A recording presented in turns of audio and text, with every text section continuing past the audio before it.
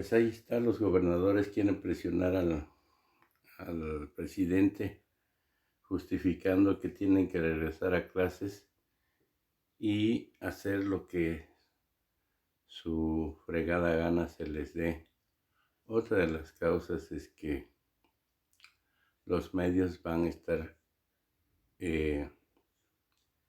todo en lado sincronizado diciendo que por qué no regresan a clases. Ya están preparando toda esta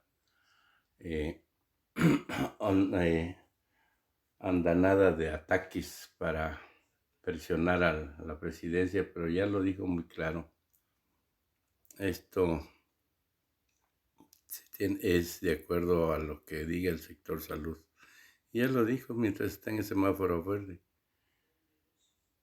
Si los gobernadores son los responsables de lo que suceda, pues allá ellos, como el Pelochas de Alfaro que está friegue y friegue y friegue.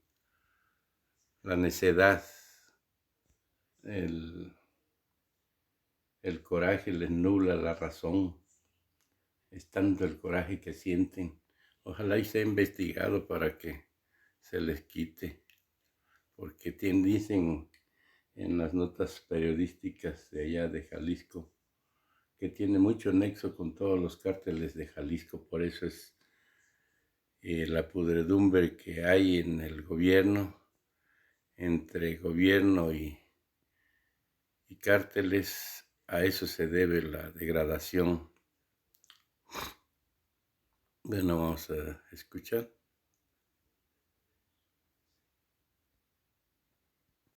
De todas maneras, con cuidado y con todas las medidas sanitarias. Pero eso es lo que estamos planteando.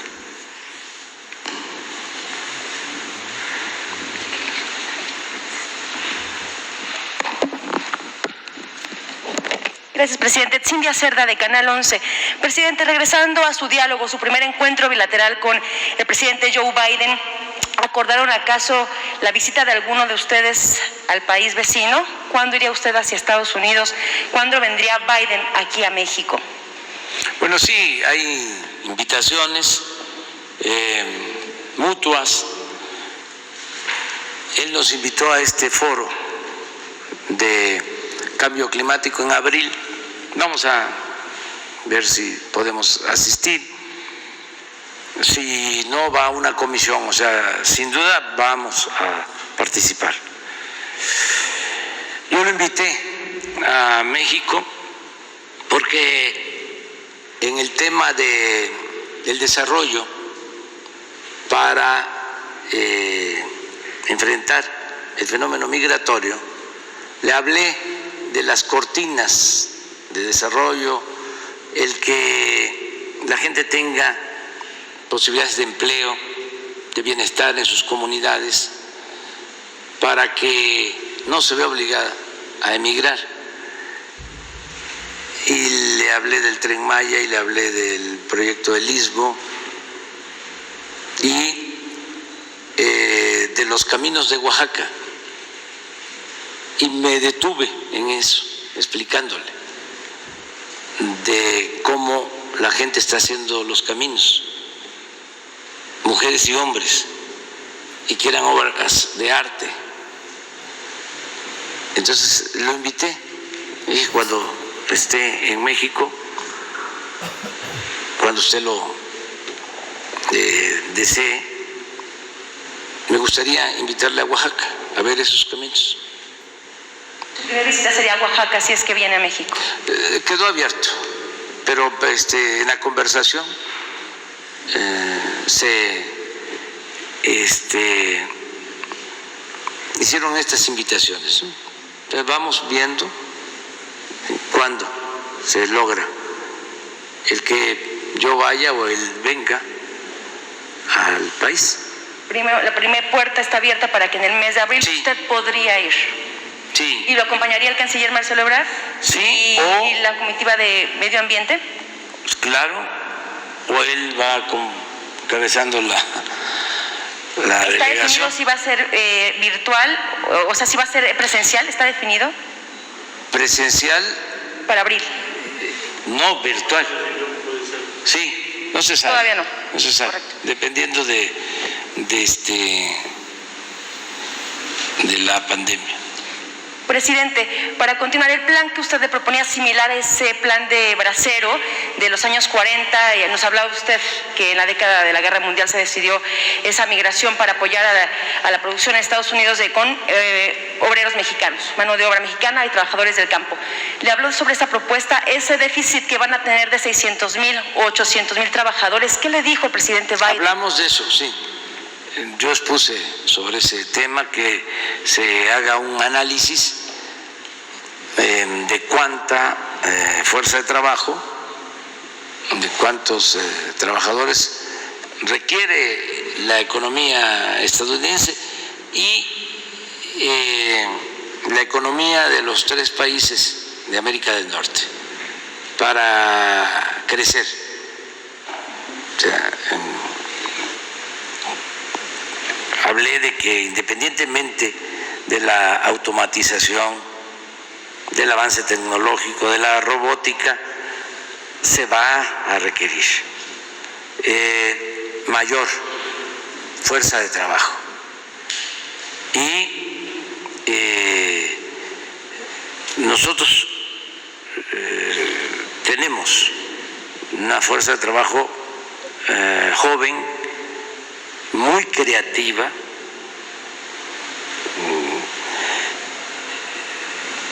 y los países de Centroamérica y de América es cosa de ordenar el flujo migratorio.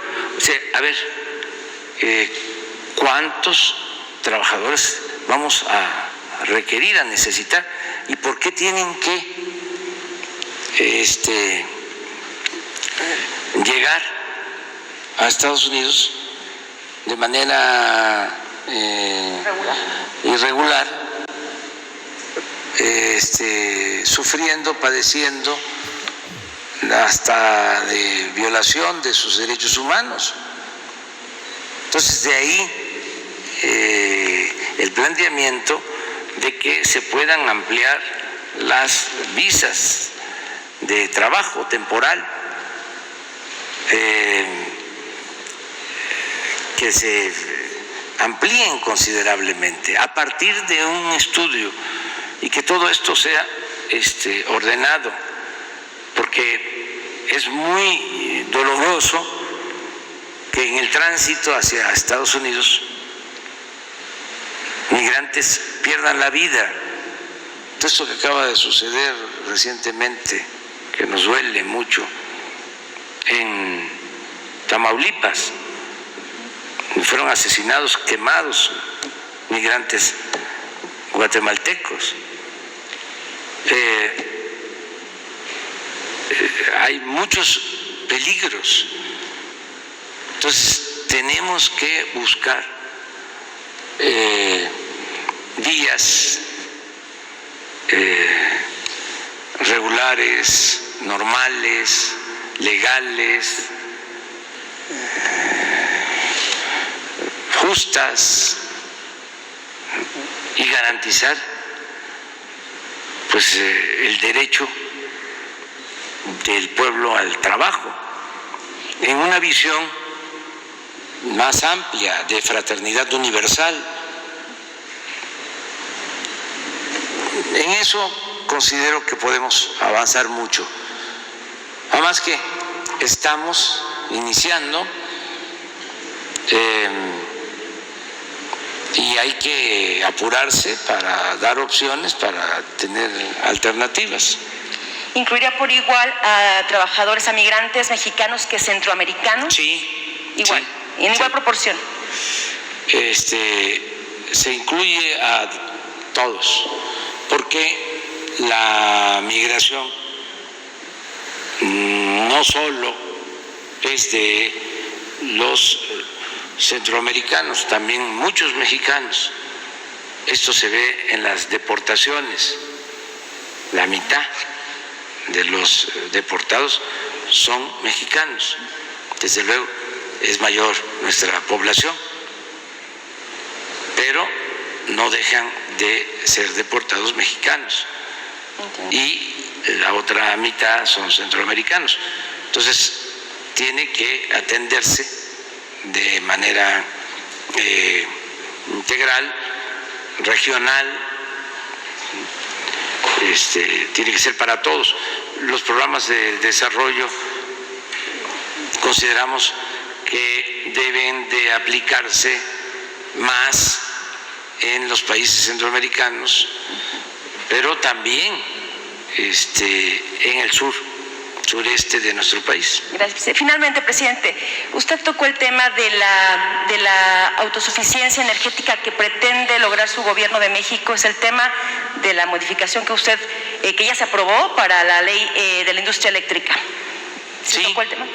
No se trató ese tema, o lo planteé porque hablé de las prioridades que tiene nuestro gobierno. Primero, moralizar al país, acabar con la corrupción, purificar la vida pública. Segundo, justicia.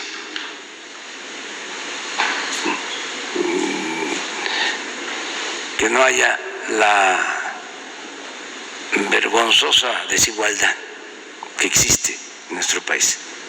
Darle más al que tiene menos. Igualdad. Y en el terreno económico, el campo, apoyar el campo.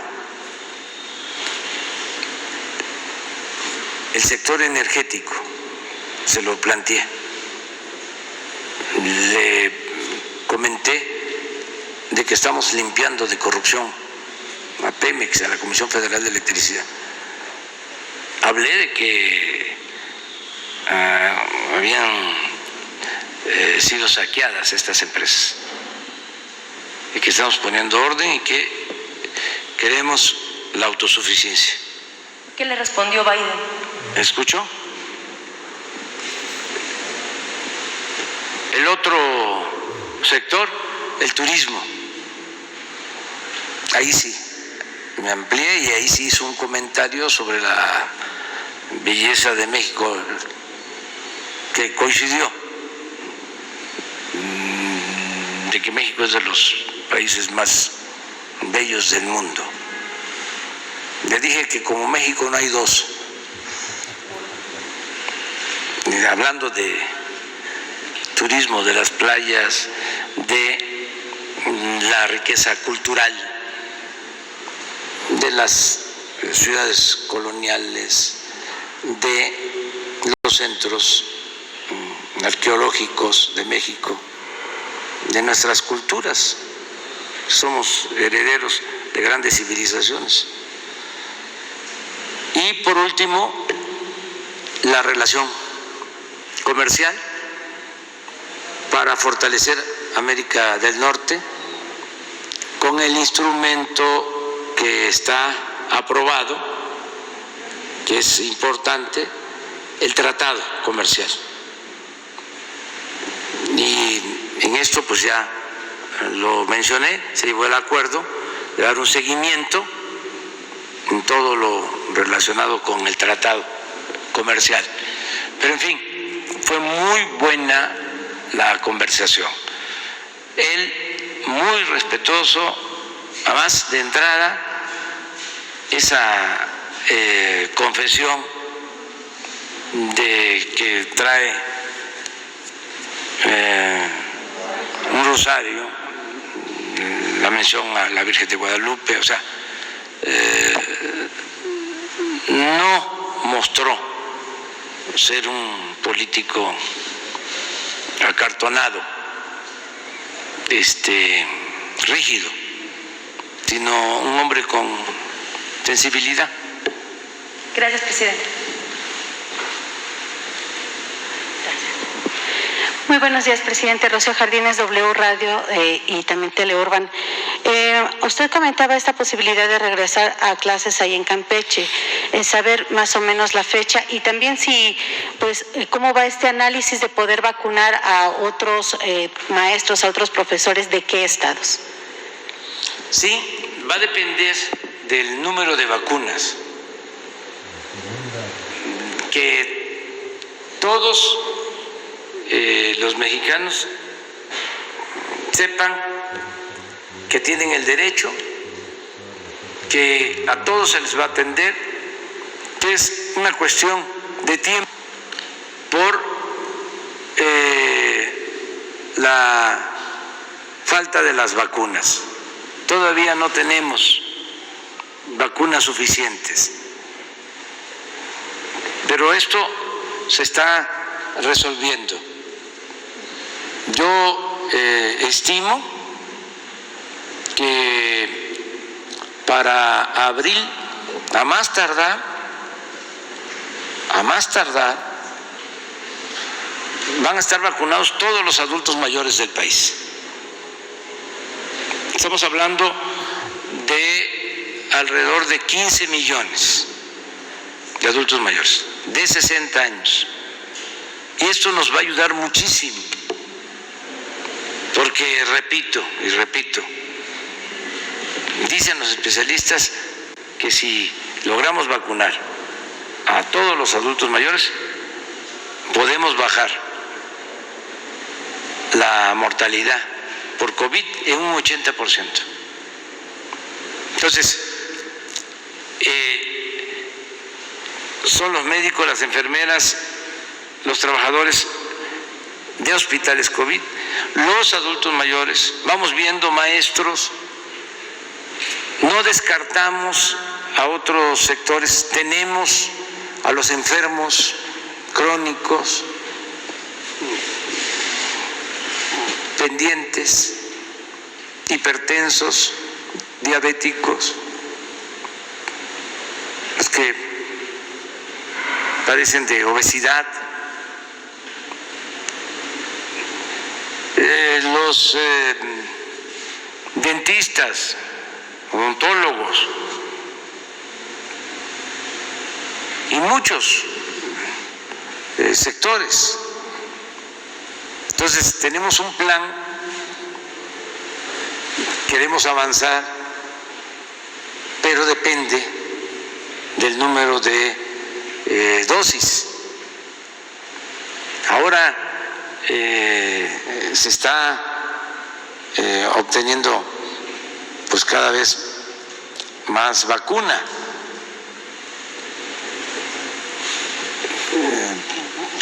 Vamos a tener en esta semana envíos por 1 millón.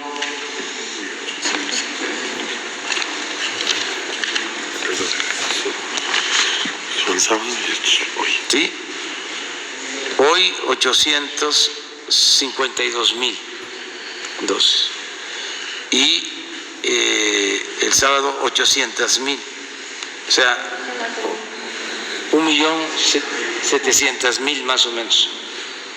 Sí. Y hay pues el compromiso de que van a seguir llegando. Entonces vamos a mantener el plan de vacunación. Entonces vamos a avanzar. Ok, presidente, usted ha comentado que no hay como un proyecto para apoyar a las escuelas particulares. Sin embargo, pues siguen cerrando varios colegios por esta falta de recursos de los padres de familia que han perdido empleos. ¿Qué proyecto hay, o si se está haciendo o pensando en algún proyecto para esas personas que están perdiendo sus empleos, que se están sumando además a las personas que han perdido empleos de otros sectores? Sí, mínimo el que podamos ayudarlos con la vacunación para que se regresen las clases presenciales. Eso es un compromiso. Sí, los que ya cerraron. Y lo otro vamos viendo, porque desgraciadamente la pandemia afectó a sectores productivos y tenemos que actuar pues con prudencia para no endeudarnos, porque cualquier programa requiere de recursos y no conviene que el país se endeude como se hacía antes y se sigue haciendo ahora en otros países, pero no en México, porque ya lo hemos dicho, crece la deuda, se reduce nuestro presupuesto. Crece la deuda, menos presupuesto para la educación, para la salud, para el desarrollo. Pedir crédito es fácil, nos dan todo lo que se pida y tendríamos para repartir, pero crece la deuda y hay que actuar con responsabilidad. Y el ejemplo mejor es lo del FOBAPROA, de cómo hay una crisis que ni siquiera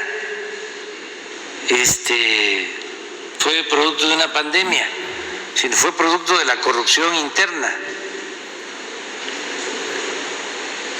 en un gobierno.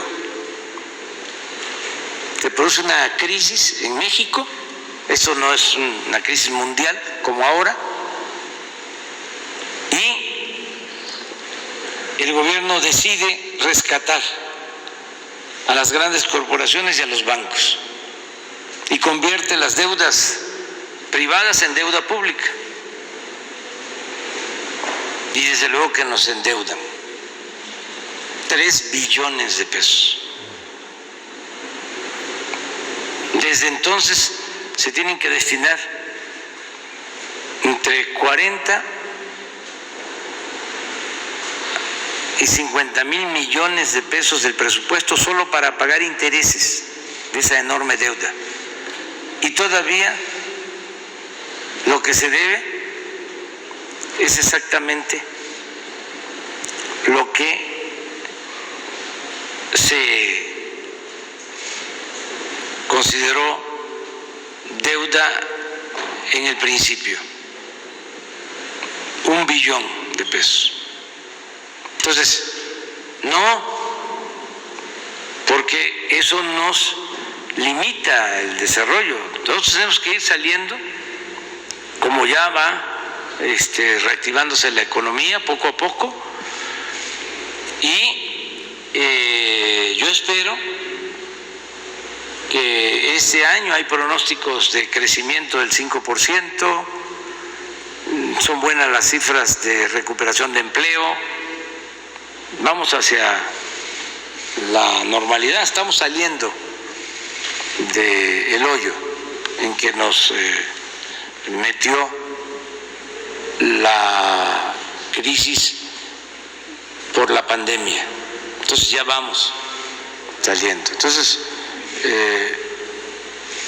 todos vamos a lograr, entre todos, que mejore la economía. Gracias. Y por último, preguntarle, presidente, en estos momentos, pues fuera del Palacio Nacional se está haciendo una manifestación de mujeres por esta situación de Félix Salgado Macedonio. No termina pues esta inconformidad que él fue retirado, sí, de la lista para ser candidato al gobierno de Guerrero, sin embargo, nuevamente se inscribe. Esto, pues, varias personas, entre ellas el expresidente Felipe Calderón, pues, lo toman como un agravio a las víctimas, como incluso han calificado de cínico al partido Morena. Pues, saber su postura sobre esto, presidente, y qué les va a responder a las mujeres, pues, que están exigiendo que no se den este tipo de candidaturas. Gracias, presidente. Pues es que no voy a responder, ya he dicho lo que pienso Y nada más con lo que me está diciendo, que el presidente Calderón ya está convertido en feminista, ya no hay más que decir, no hay más que agregar.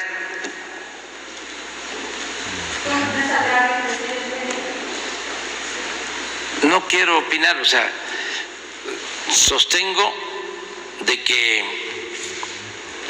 el pueblo de Guerrero debe de decidir, que el mejor método para resolver diferencias es el método democrático. Preguntar a mujeres y a hombres de Guerrero, en este caso. Y sostengo que no deben de haber linchamientos por politiquería, que por eso existen las instancias legales, el Ministerio Público, los jueces, el Poder Judicial.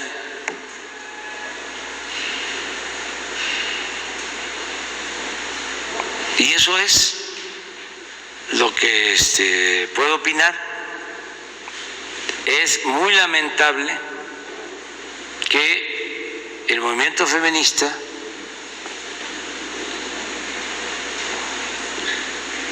sea utilizado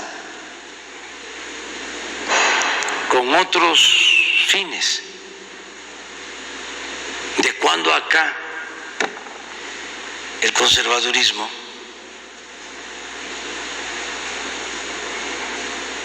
simpatiza con el movimiento feminista?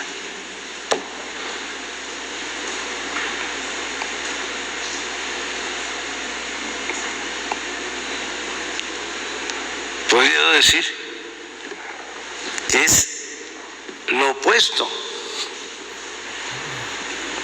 pero no quiero seguir tratando el asunto. Yo soy humanista, estoy a favor de la justicia y de la igualdad. Y desde luego del respeto a las mujeres.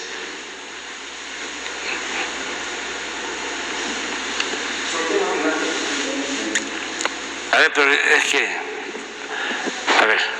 pero cuando, no es que no les quiera dar la palabra, es que trato del equilibrio porque como ya el norte está representado también acá, o sea, mañana.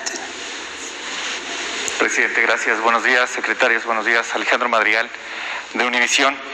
Lo vimos en la reunión que sostuvieron ayer entre México y Estados Unidos. Lo vimos de un muy buen ánimo, incluso abordando los temas que a usted le gustan.